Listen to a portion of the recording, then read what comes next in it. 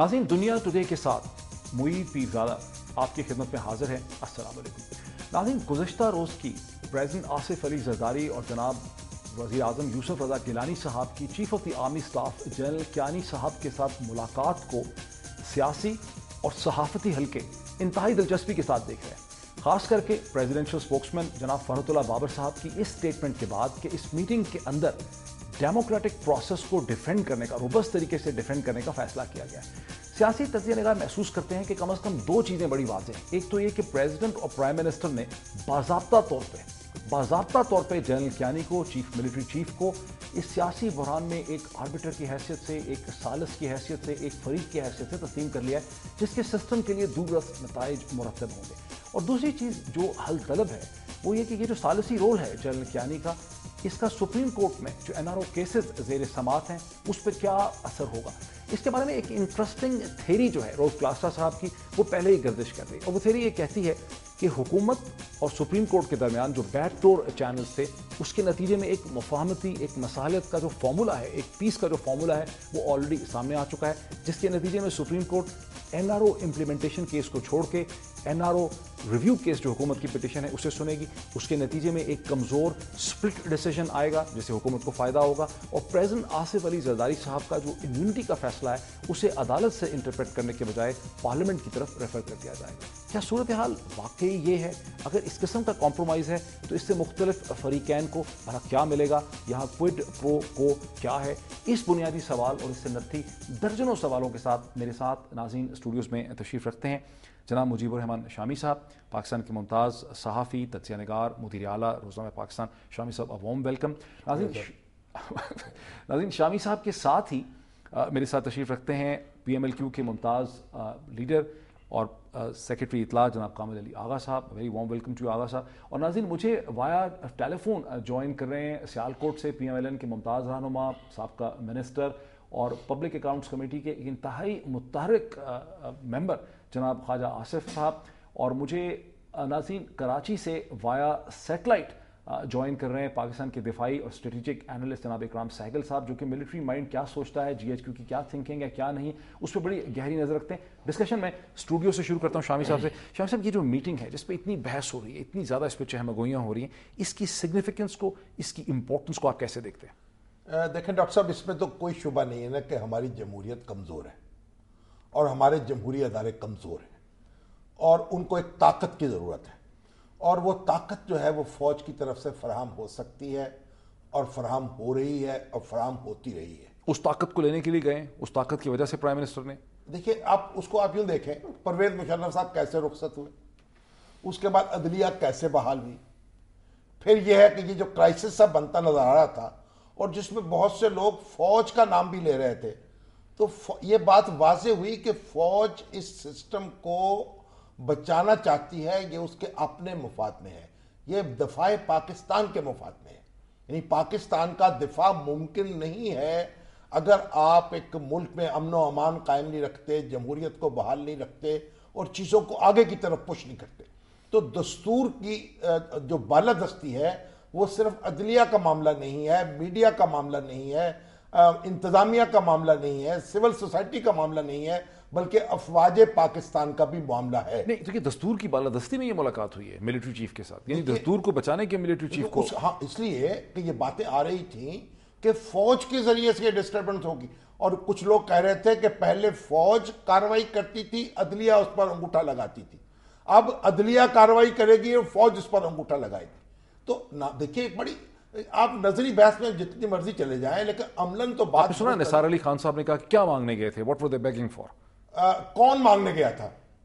यानी जमहूरियत मांग रहे थे सब, और चौधरी निसार अली साहब को भी खुश होना चाहिए क्योंकि मुलाकात तो उनकी भी हो चुकी है। अच्छा, जरा इसी चीज को लेकर ख्वाजा आसिफ साहब की तरफ चलते हैं। ख्वाजा साहब, निसार अली खान साहब ने कहा कि प्राइम मिनिस्टर प्रेसिडेंट ने क्या मांगा है मिलिट्री चीफ से, क्या कहेंगे आप? कि मैं जो बात कर रहे हैं शामी साहब, बड़ी दिलचस्प बात कर रहे हैं, मैं उनसे इत्तेफाक भी करता हूँ।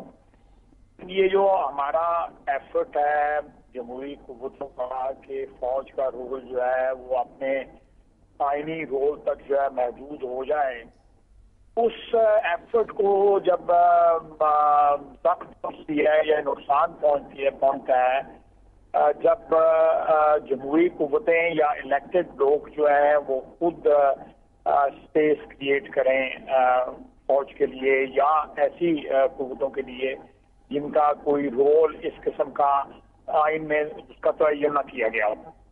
اب موجودہ حکمرانوں نے پچھلے 2.5 سال میں جس طرح آپ فرما رہے تھے پہلے انہوں نے جوڈیشری کے لیے جو ہے وہ انٹروینشن کی جب میاں نواز شریف صاحب نے لانگ مارچ کو لیڈ کیا تو ان کی انٹروینشن جو ہے اس کی ضرورت بھی اس طرح پڑی کہ موجودہ حکمران اس مسئلے کے اوپر اتنا ضد پہ اڑ گئے ہوئے تھے, اتنا انہوں نے انا کا مسئلہ بنا لیا ہوا تھا کہ الٹیمیٹلی اس ڈس آرڈر کو یا اس موومنٹ کو بلڈ اپ ہوتے دیکھ کے جو ہے وہ پھر فوج نے ان کو کہا کہ یا تو یہ جلوس اسلام آباد آ جائے گا تو پھر جو کچھ ہوگا وہ سب کے سامنے ہے یا پھر آپ گیو ان کر جائیں. تو الٹیمیٹلی جو ہے وزیر اعظم صاحب نے لیکن خواجہ صاحب شامی صاحب تو یہ بھی کہہ رہے ہیں نا شامی صاحب تو یہ بھی کہہ رہے ہیں کہ در حقیقت حکومت کو دستور کو جمہوری نظام کو خطرہ فوج ہی سے تھا اور حکومت نے فیصلہ کیا کہ فوجی کے پاس چلے جاتے ہیں. وہ تو ایک شامی صاحب جو بات کہہ رہے ہیں وہ آئینی طور پہ یا اس طرح تو فوج کا اس قسم کا کوئی رول نہیں ہے. میں اسی کی جو ہے وجہ بتا رہا ہوں نا کہ کس طرح یہ رول جو ہے کہ ایک رول جو ہے وہ فوج کا جو ہے ازیوم کر لیا گیا ہوا ہے ہمارے سسٹم میں پچھلے 2-3 سال سے. پہلے ان کا ڈائریکٹ رول تھا, وہ بغیر انویٹیشن کے بھی آتے رہے ہیں اور اب وہ انویٹیشن پہ ان کو بلایا جاتا ہے. لیکن خان صاحب اگر رول نہیں ہے تو چودھری نثار علی خان صاحب بھی اور شہباز شریف صاحب نے بھی ایک سے زیادہ دفعہ ملاقات کی کیانی صاحب سے. بہت ہولڈ آفیسز جس میں آرمی ایکشن ہو سکتا ہے, میں نہیں سمجھتا اس میں کوئی ایسی بات ہے, اور وہ کسی قسم کا ان کو رول آفر کرنے کے لیے یا ان کو کسی قسم کا انویٹیشن دینے کے لیے نہیں جاتے رہے. لیکن موجودہ صورتحال میں میاں نواز شریف صاحب اور ہماری پارٹی کا اسسٹنٹ رول رہا ہے کہ ہم کسی اسپانسرڈ یا انجینئر موو کا حصہ نہیں بنیں گے. آپ کو یہ یاد رکھنا چاہیے کہ موجودہ حالات میں یہ موجودہ حالات جو جا رہے ہیں وہ صرف اس لیے ہیں کہ میاں نواز شریف اور ان کی پارٹی نے کندھا جو ہے کسی انجینئر یا اسپانسرڈ موو کو نہیں پرووائڈ کیا. اچھا میرے ساتھ میں آپ کی طرف بھی آنا چاہتا ہوں. اگر یہ جی میرے ساتھ رہیے خان صاحب, میں ذرا کوئکلی سیگل صاحب سے کراچی میں تھوڑا سا ایک چیز تھا. سیگل صاحب جب ملٹری چیف کو ایکسٹینشن ملی, جب 3 سال کی ایکسٹینشن کیانی صاحب کو ملی تو کسی نے یہ بھی کہا کہ اب وقت آ گیا ہے کہ پاکستان کو بھی ایکسٹینشن ملے. اب لوگ یہ کہہ رہے ہیں کہ جو کل میٹنگ ہوئی ہے اس کے نتیجے میں جو سپریم کورٹ میں NRO کیسز کی سماعت ہے اس پہ اس کے کیا اثرات مرتب ہوں گے؟ آپ GHQ کے مائنڈ کو اسٹڈی کرتے ہیں, اس پہ لکھتے ہیں, آپ واقف ہیں, کیا کہیں گے آپ؟ دیکھیے پہلی بات تو گورنمنٹ نے یہ جتنی بھی ڈیموکریسی کی بات کریں اس میں ایکنالج کرتے ہیں کہ آرمی کا ایک رول ہے, کیونکہ جو بھی بحران سے یہ ملک گزر رہا ہے اس کے اندر پرائم منسٹر, پریزیڈنٹ اور آرمی چیف ملتے ہیں اور اس کے بعد ایک اسٹیٹمنٹ آتی ہے کہ ڈیموکریسی ہم سسٹین کریں گے, جبکہ آپ ایک سپریم کورٹ کے سامنے ایک virtual contempt of court case کے سامنا کر رہے تھے. تو اس کے اندر تو آرمی کا رول بڑا واضح طور پر وضاحت ہو جاتی ہے.